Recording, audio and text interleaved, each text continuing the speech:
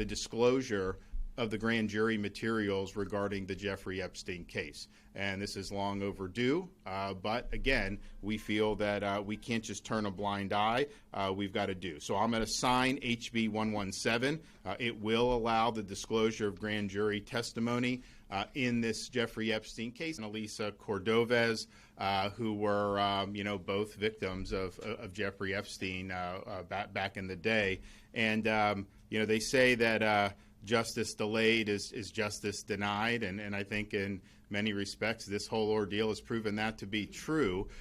We came in as governor back in 2019, and I know there was a lot of questions about what happened down here. How did you end up with this situation where you had basically a sweetheart deal, and then, of course, it did lead to this bubbling back up at the end of last decade, but the reality is the investigation was largely stymied because you didn't have access to the grand jury materials. And so we were looking and saying, okay, well, there's not much we can do. Clearly there was legal fights about that, but I think the legislature and I agreed that there needs to be a mechanism in some of these rare circumstances where people can get the truth and where we can try to pursue justice. And so we're now sitting here decades later, and you've had Epstein, and then Maxwell is actually in prison in Florida, and yet nothing else has ever happened with any of this. How is that possible given the magnitude of what was going on? And what was going on in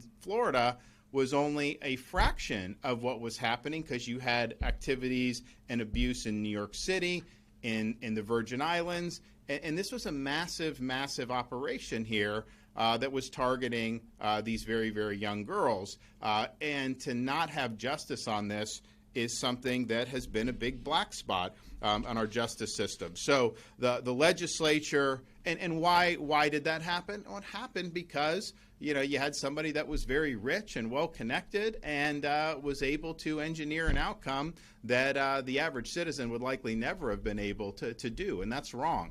So what they're doing with this, the legislation I'm going to sign is going to say, and there are certain in Florida law now, exceptions to the secrecy of the grand jury, and it's right there. And we have very strong grand jury secrecy laws overall.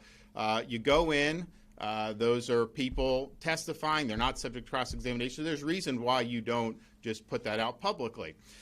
But in certain circumstances, if someone is in the trial in a witness stand in trial and they're saying things that conflict with their grand jury testimony, you can use it. There's always been certain circumstances.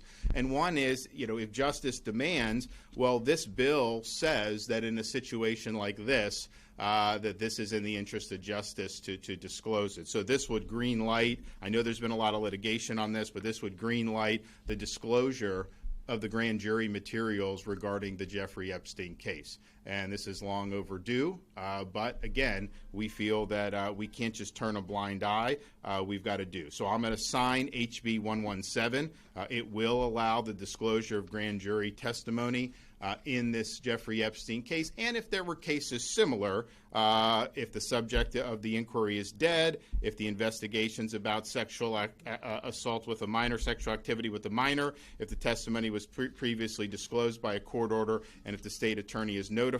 And so this is going to affect perhaps more than just this case, but a relatively small number of cases. And so we're happy in Florida to be leading the effort for transparency and for accountability, because what happened was clearly wrong, and the punishment was simply wholly inadequate to the crime. And I know people have seen that for many, many years now. So I thank the legislature for doing this. I'm glad that we have a couple of the victims who've agreed to come and talk about this legislation. And so I want to invite them up. So first we'll start with Haley to come up, and then we'll hear from Jenna Lisa.